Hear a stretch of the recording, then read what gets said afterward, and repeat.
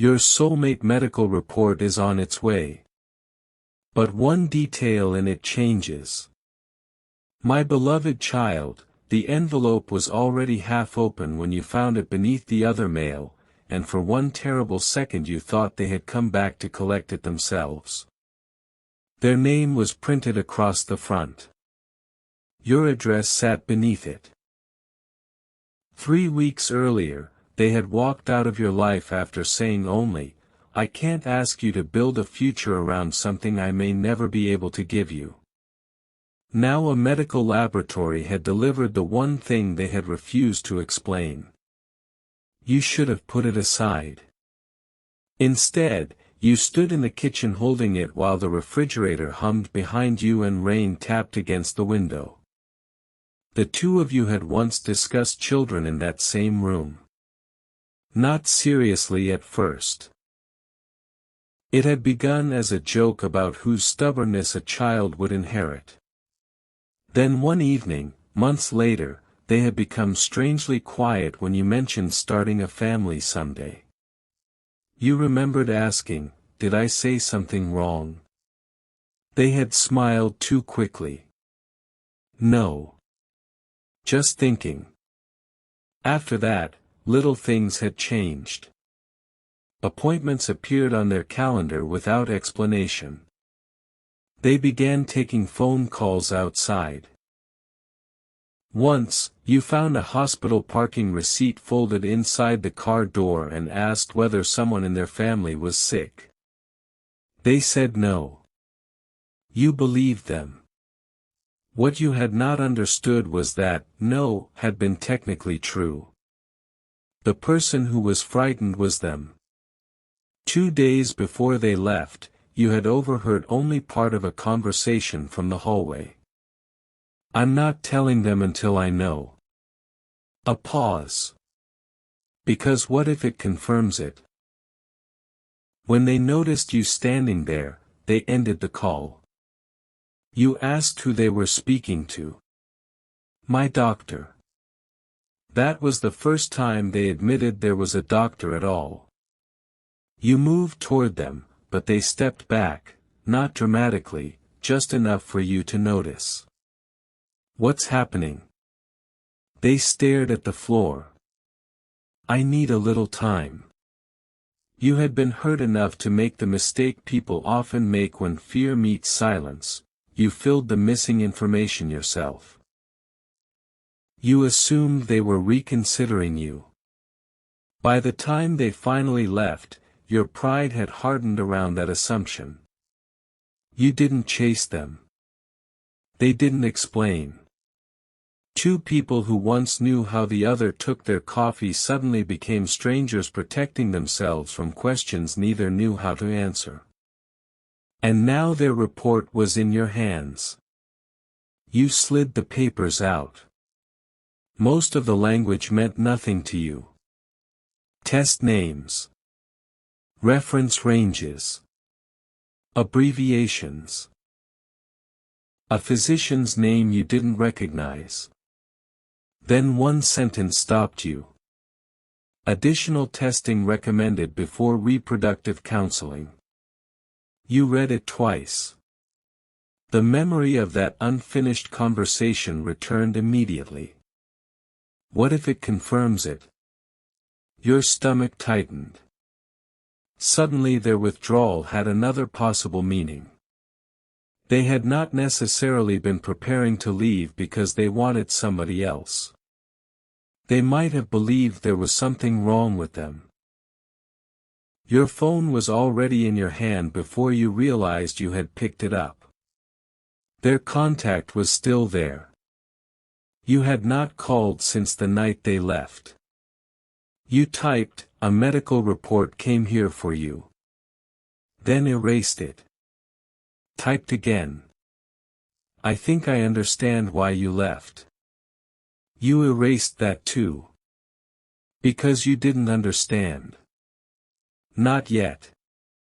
You looked back at the pages, searching for something concrete, something that would tell you whether you were imagining the connection. That was when you noticed handwriting near the bottom of the final sheet. Not printed laboratory text. A handwritten note. The doctor had circled one line and written 4 words beside it. Results may not be theirs. For several seconds, you simply stared. Then you saw the smaller notation underneath. There had been an identification discrepancy with the original sample. A repeat test had been requested. And suddenly the story they had built their entire decision around. The reason they had pulled away, the reason they had refused to let you plan a future beside them, was no longer certain. Your phone vibrated in your palm. Their name appeared on the screen. They were calling you. You answered on the 4th ring. For a moment, neither of you spoke. You could hear movement on their end, the hollow sound of a door closing, then footsteps, then silence. Did something come to your house? There was no greeting. You looked down at the papers spread across the kitchen counter. Yes. Their breathing changed. Did you open it? The question carried enough fear that lying felt cruel. The envelope was already torn. I read part of it. They went quiet. You expected anger. Instead, when they finally spoke, their voice had dropped almost to a whisper. Then you know. No, you said. I know you were being tested. That's not the same thing. Another silence. You picked up the final page. There's a note here about an identification discrepancy. What? They sounded genuinely confused. The doctor wrote that the original results might not be yours. They requested another test. This time the silence was different. You heard them sit down. That can't be right. Why? Because they called me. The answer came too quickly. You waited. They told me enough, they continued.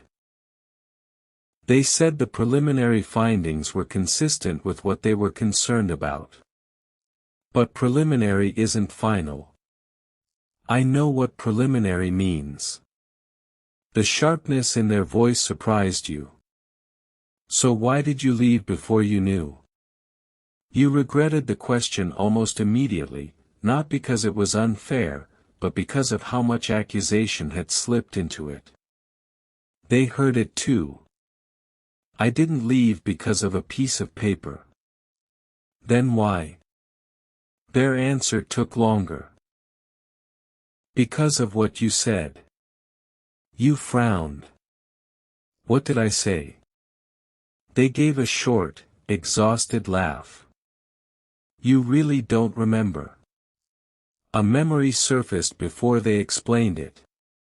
You were sitting in the car outside a grocery store months earlier. A couple you knew had recently separated after years of fertility treatments. You had been talking carelessly, trying to make sense of someone else's private pain. You had said, I don't know if I could live like that. Wanting a family and spending years pretending it doesn't matter. At the time, they had stared through the windshield. You hadn't noticed. Now you did. I wasn't talking about us, you said. You didn't know there was an us to talk about. The words landed harder than anger would have. They told you the appointments had begun after a routine examination raised a concern. Nothing had been certain. The doctor had ordered additional tests, but before the results came back, fear had already begun rearranging everything in their mind. They remembered your sentence in the car. They remembered every conversation about children. And instead of asking whether you could imagine a different kind of future, they decided they already knew your answer. You made that decision for me, you said. I know. No. You decided what I would choose, then punished both of us for the choice you imagined. I know. This time there was no defensiveness. That almost made it worse. You walked toward the window. Rainwater had gathered along the edge of the glass. Why didn't you tell me? Because if the test confirmed it, I thought you'd stay out of guilt. You closed your eyes. And if it didn't? I thought I'd come back and explain everything. You thought you could disappear and then return if the news was convenient. I didn't think that far.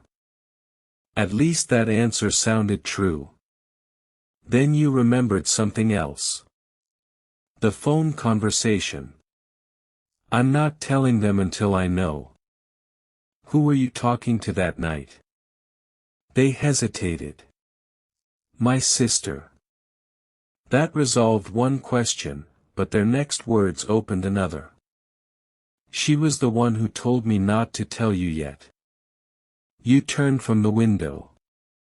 Why? Because she knew something I didn't. The room seemed to narrow around you. What?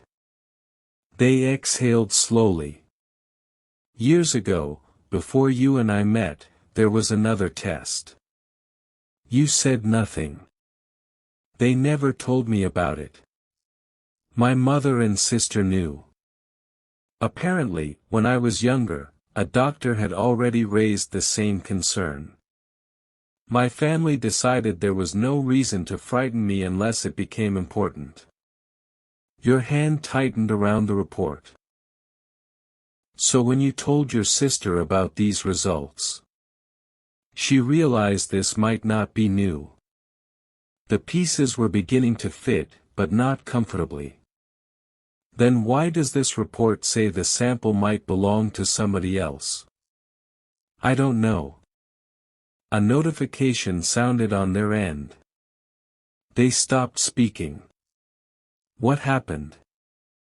I just got an email from the clinic.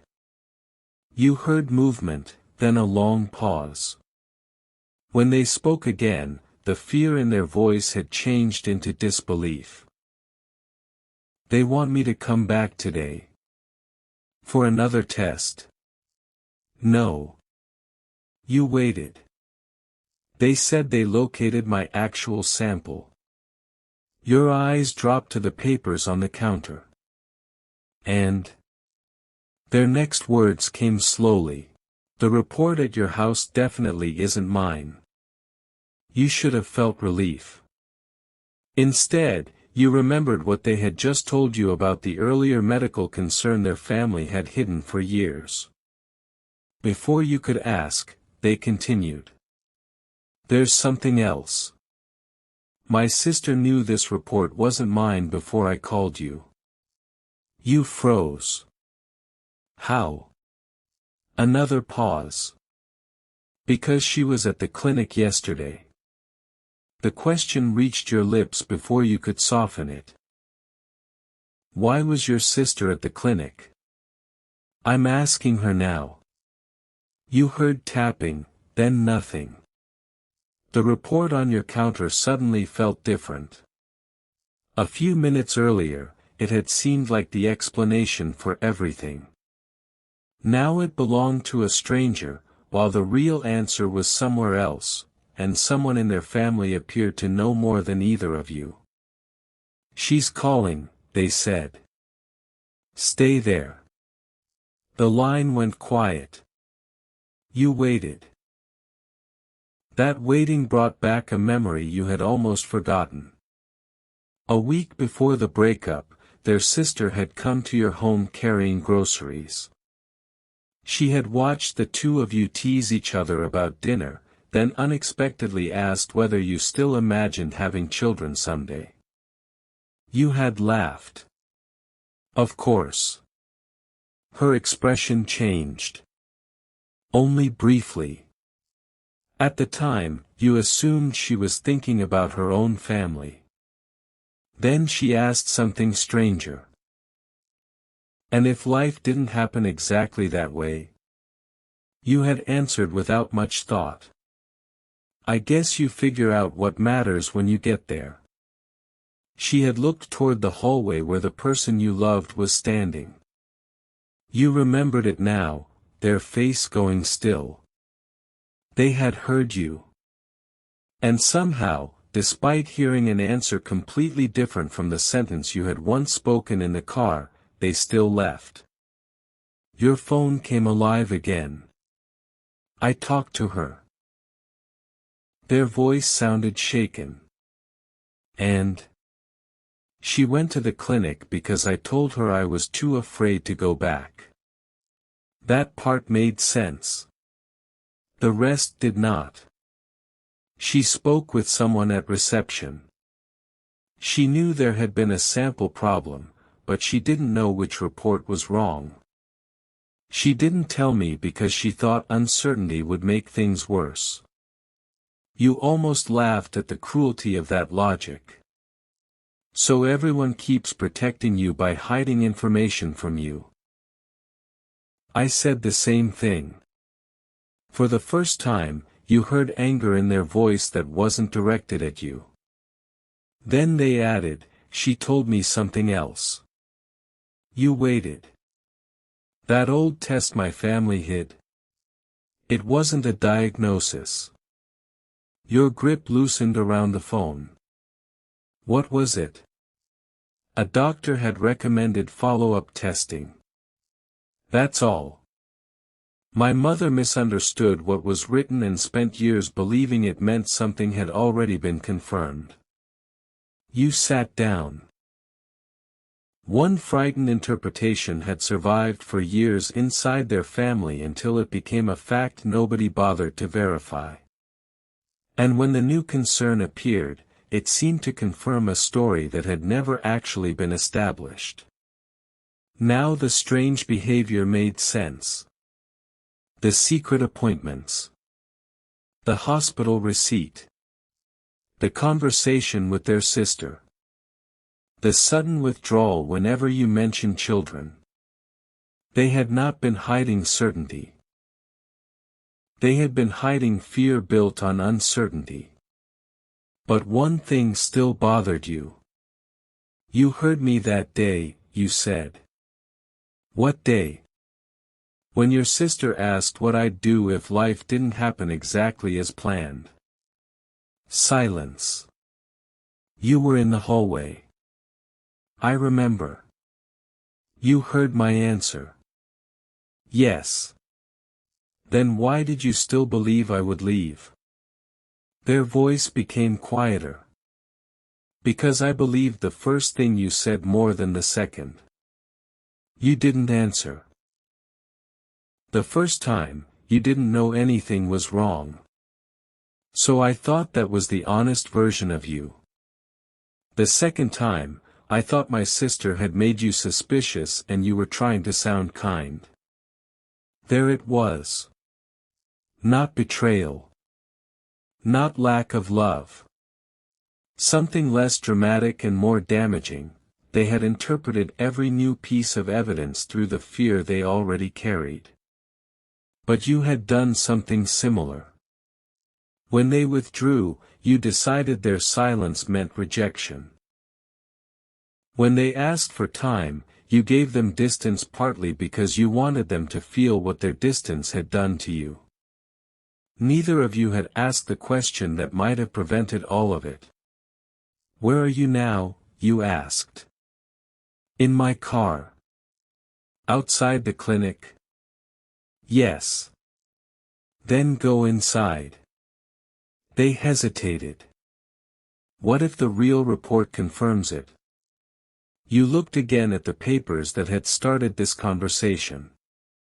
Somewhere, another person was waiting for those results. Another life had briefly crossed yours because of an administrative mistake. You're still doing it, you said. Doing what? Living inside an answer you haven't received. They didn't respond. Then you heard the car door open. Traffic moved faintly in the background. I'm going in. The call ended. For nearly an hour, nothing came. You cleaned the kitchen without noticing what you were doing. You folded the wrong report back into its envelope. You placed it by the door. You checked your phone, stopped yourself, then checked again. Finally, a message appeared. I have the real report. You stared at it. Another message followed. The doctor explained everything. Then nothing. You waited for the next line. It didn't come. Several minutes later, there was a knock at your door. When you opened it, they were standing there holding a sealed folder. Their face gave you no answer. They stepped inside but didn't sit down. I could have told you this over the phone, they said. But if I'm going to stop making decisions for both of us, I need to start by saying this while looking at you. They placed the folder between you. Then they looked directly into your eyes. The report wasn't what I was afraid it would be. You felt your shoulders loosen, but they didn't smile. And that's not the part that changes what happens next. Their hand remained on the folder. There's something the doctor found that I need to tell you before you decide whether there's still an us. They finally removed their hand from the folder. The doctor found nothing that says I can't have children. You stared at them. For weeks, that possibility had been sitting invisibly between you, shaping conversations neither of you understood. But they didn't smile. They found something else. The original concern came from a result that can happen for several reasons. I still need follow-up, but the doctor said I turned a possibility into a conclusion. You looked at the folder. So all of this. I left because I was terrified of something that might never happen. There was no excuse in their voice. You could have trusted me. I should have. You could have asked what I wanted. I should have done that too. Then they looked down. I kept making decisions for both of us. They reminded you of that careless sentence you'd made in the car about the couple struggling to have children. They had carried those words into every appointment. Even when you later said you would figure out whatever life brought, they convinced themselves you were only being kind. I wasn't listening to you anymore, they said. I was listening to what I was afraid you meant. That hurt because you recognized yourself in it. When they withdrew, you had done the same thing. A delayed reply became evidence. A quiet dinner became evidence. Every unexplained phone call seemed to confirm that they no longer wanted you. Neither of you had known the whole truth. Both of you had acted as though you did. So why come here, you asked. Because the doctor asked why I was more afraid of telling you than I was of the result. They paused. I think I wanted certainty before I let you see me scared. When I couldn't get it, leaving felt easier. You studied their face. What happens when the next difficult thing doesn't come with a reassuring report? I don't know. For once, the uncertainty sounded more trustworthy than certainty. But I know disappearing can't be my answer again. They reached toward your hand, then stopped before touching it. I'm not asking you to take me back tonight. And I'm not promising that I can. I know. There was no dramatic reunion. There didn't need to be. The report had answered a medical question, but it had exposed a deeper problem between you. Fear had been making decisions that honesty should have made. They agreed to return for the recommended follow-up. You agreed that if there was going to be another chance, neither of you could build it from hints, assumptions, or silence. At the door, they paused. I spent weeks thinking that report would tell me what kind of life I was allowed to have. And now? They looked at the folder. Now I think it was only supposed to tell me what the doctor found. After they left, you remained by the door. You still didn't know whether the two of you would rebuild what had been damaged. Maybe you would. Maybe love alone wouldn't be enough. But one thing had finally become clear. The medical report everyone feared had never decided your future. Fear had almost decided it for you. And if this story stayed with you, subscribe and stay close for the next one. Not because every story gives us the ending we want, but because sometimes the right story helps us understand love, fear, and truth differently.